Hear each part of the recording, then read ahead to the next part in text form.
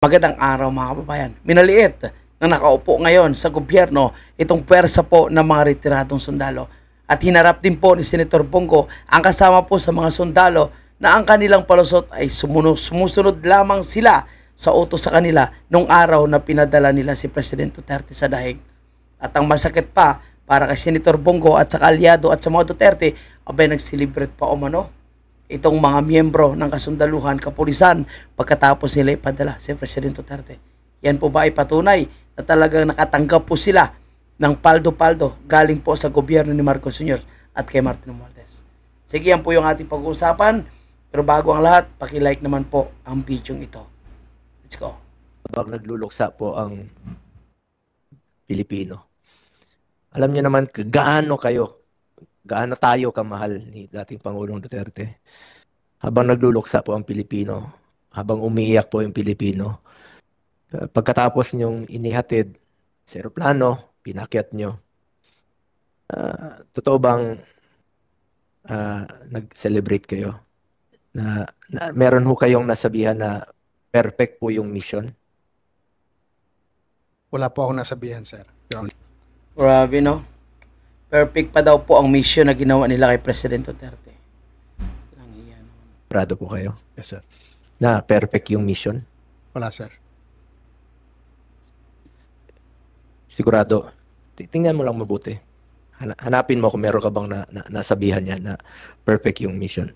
So, ibig sabihin, alam nyo, maaaring 6 o'clock in the morning, doon mo lang nalaman, sumunod ka lang sa chain of command.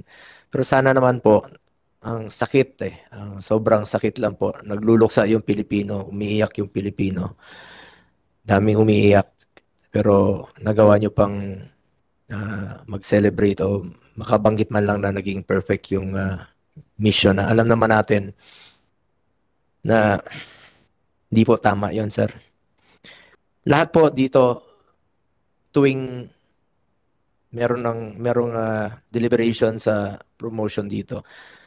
Yung former president talaga nag-a-adjust siya para sa inyo. Sabi niya napakahalaga po ng bawat star sa inyo. Ganun niya kayo kamahal, panahon ng giyera. Sabi niya, punta tayo doon, lipad tayo, makiramay tayo doon. 10 beses po siyang pumunta ng Marawi. Hulo, hindi ko na po mabilang sa kamay ko, pumunta siya mismo doon sa giyera. Hinahalikan niya nga yung sahig, kung meron pong namamatay na sundalo doon. Dahil nakikiramay po siya. At full support po siya sa Armed Forces of the Philippines. Not only sa Armed Forces of the Philippines. Sa lahat po ng uniform personnel.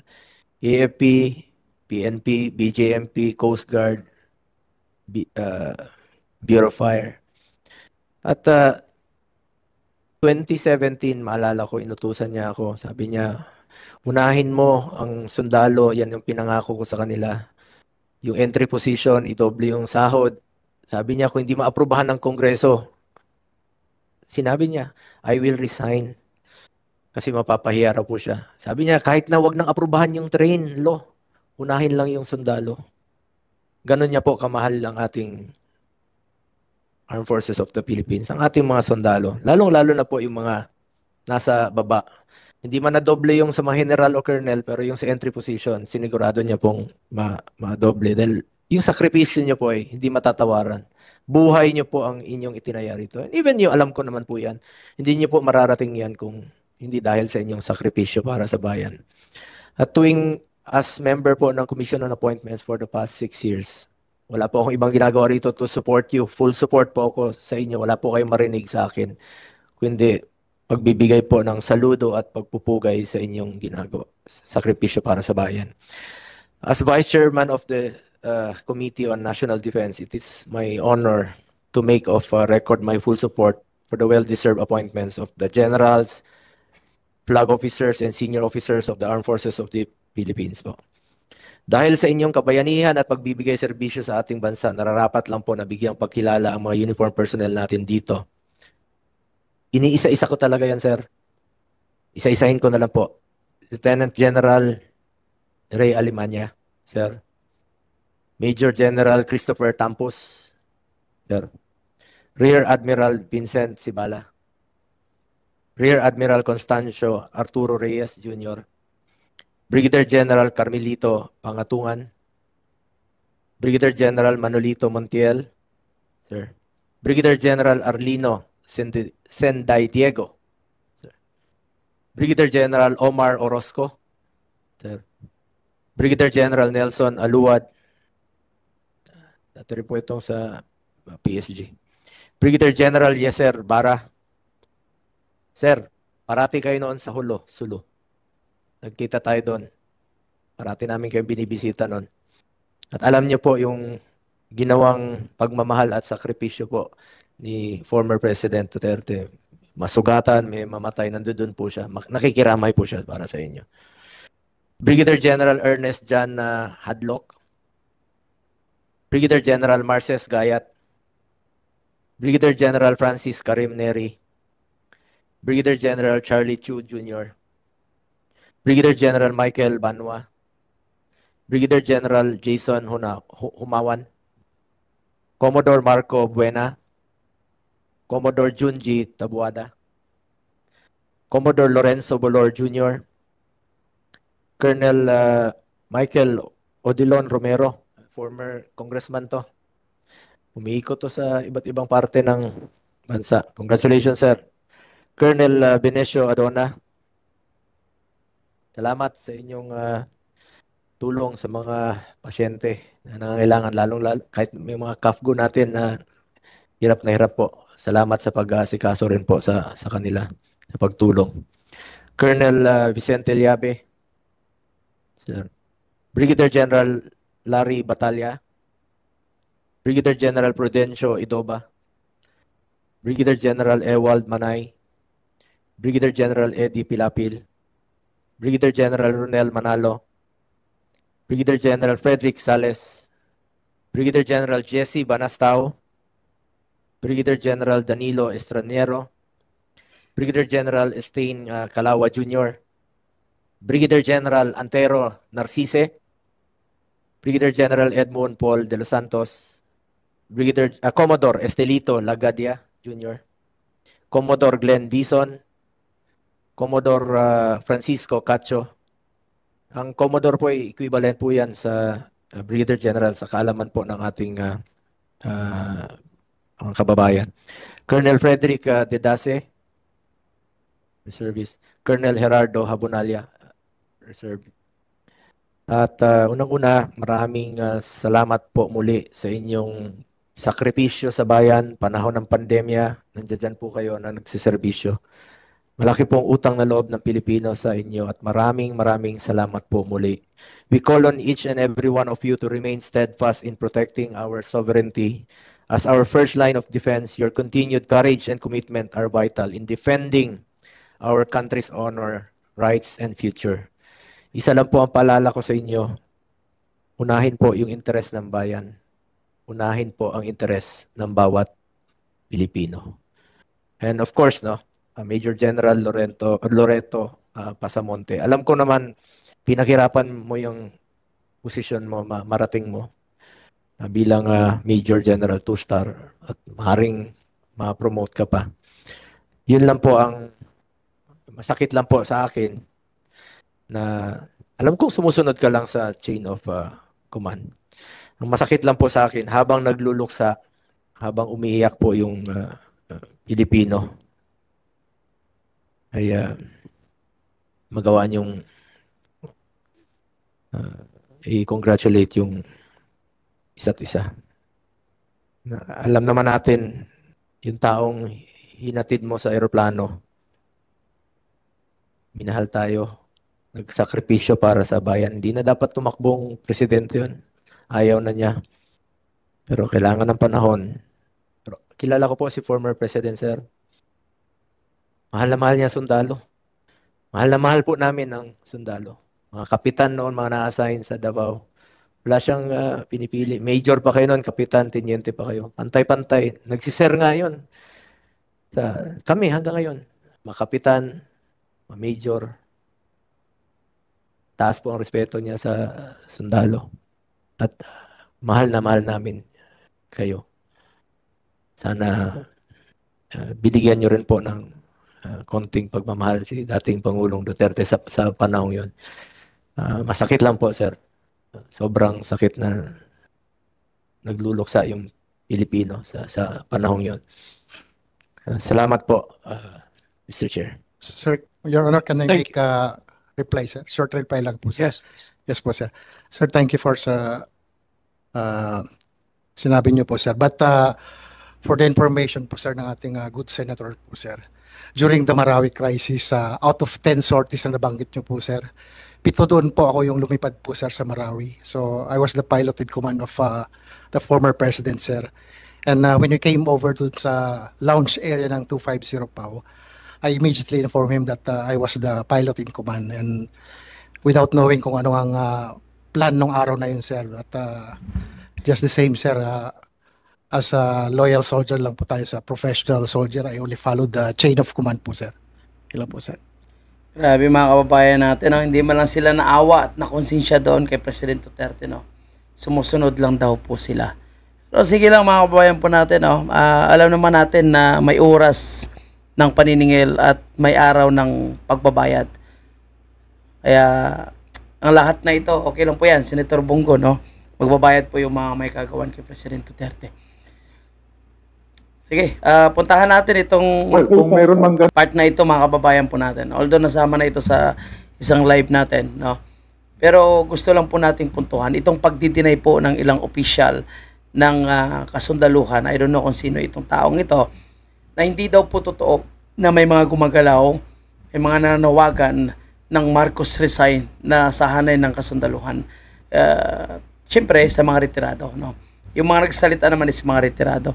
Hindi naman po nagsasalita yung mga aktibo dahil alam naman natin bawal yan. Pero gusto nilang gusto nilang pasinungalingan, no? Na yung pag-resign ni Martin Romualdez, wala daw pong epekto yung panawagan ng mga gumawa ng grupo doon sa batasan, itong grupo ng United People's Initiative, kung saan ay pilit sanang pasukin itong House of Representatives. Pero after 3 days ay nag-resign po si Martin Romualdez dahil sa pressure. Pero yung mga ito, pilit pa rin nilang pagtakpan at sinasabing wala daw po yung kinalaman sa pag-resign ni Martin Romualdez. Siguro sa karagdagang update, iparinig natin sa inyo yung ilang question and answer ng media at itong mga obvious, no, na bayaran. Magkano ba yung isinuhol sa kanila para magpakalat ng kasinungalingan, mga kabayan? to give credence to that report. Kung wala naman nangyayari, no? May nagpapalaki lang siguro niyan. So wala daw po nangyayari, may nagpapalaki. Pero sa kaalaman nating lahat, wala namang ganon. Kung mag-seek sila ng audience sa any politiko, pwede naman sila paunlakan, no? But to say na they're calling for resignation, 300 sila. Malalaman nating lahat yun. So bakit sila natatakot, mga kabayan po natin, sa resignation, calling for resignation of Marcos Jr.? Dahil yan po is karapatan naman po yan ng mga retiradong sundalo. Dahil kasama po sila sa bumoto kay Marcos Jr. Ngayon ayaw nila yung patakaran. Ayaw nila dahil talamak ang pagnanakaw sa gobyerno ni Marcos Jr. At lumalabas na tila ba pinoproteksyon pa nila si Martin Romualdez. Alam naman nilang talamak yung pagnanakaw ngayon. Diba? Tapos parang lumalabas na kinokonsente pa nila. I don't think it happened. I think one thing more is that they claim, I think that was the claim, the pointer. This particular group claimed that resignation of the former speaker was due to their pressure, especially with their 300 strong members, with the intent to burn the Congress. I think they're claiming that as a statement. Wala akong alam na ganon na Puro walang alam po, no, itong mga tagapagsalita nila, mga kabayan po natin. Kasi nag-effort pa sila magpapatawag ng press conference para lang ipakalat ang kasinungalingan at sabihin na hindi totoo na may mga retiradong sundalo. Mga kababayan natin, totoo ang panawagan ng mga retiradong sundalo na mag-resign na itong si Marcos Jr. dahil siya ang utak ng corruption. Puntahan nyo ngayon sa mga kababayan, kung nakarating po kayo sa video ito, nasa Liwasan Bonifacio po, yung United People's Initiative. Araw-araw po yung United People's Initiative gumagawa ng vigil prayer, programa, at tuloy yung panawagan na magkaisa ang sambayan ng Pilipino para sa pag-resign ni Marcos Jr. Kung may tuta Soto at tuta Lacson sa Senado, ganon din po yung mga tagapagsalita na ito. So ang tanong, magkano yung bayad sa kanila? Diba? Bakit sinasabi nilang wala sila naririnig, wala sila nakuhang impormasyon? Nagrally na nga po may mga media na pumunta. So, ibig sabihin pala, ay hindi binalita ng mainstream media. Yung pag-interview doon kay retired General Pukis at ilan pa sa mga miyembro ng Men in Uniform retired. O sadyang gusto lang palabasin ng taong ito na fake news lang yung mga nanawagan ng pag-resign at yung nag-withdraw ng suporta kay Marcos Jr. So, total rin ito ang tanong magkano po yung ibinayad sa kanila. And tandaan natin mga kababayan may mga lumabas na issue, no, mga kababayan, kung saan sinasabi na talagang mayroong usok na lumalabas na posibleng magkaroon ng kudita or muntika na magkaroon ng kudita sa hanay ng Armed Forces of the Philippines. So tandaan natin, walang usok kung walang apoy. Ibig sabihin, may mga posibilidad na mangyari yan. Pero ngayon pa lang gusto nilang itibang, gusto nilang palabasin na yan po is hanggang chismis lang. So kung Habang nagluluksa po. may mga tuta, mga kababayan po natin, no, sa ilan sa hanay ng mga kasundaluhan na nasuhulan, alam natin, magre-release daw po ng 1.6 billion para po sa mga bonus ng kasundaluhan. Imalinaw po na ito ay sa panunuhol para sila ay mananahimik. Ngunit ang sabi nga ng ilan, hindi sila masaya dito dahil ang gusto nila ay makulong at managot ang ilan ng mga magnanakaw sa pera ng taong bayan. Ganun din po. Tingnan nyo ito, panoorin nyo ito mga bayan po natin. Sinumbatan po ni Senator Bato de la Rosa, no? Itong si Tuta Soto na huwag kang pumayag na maging tuta ni Martin Romualdez.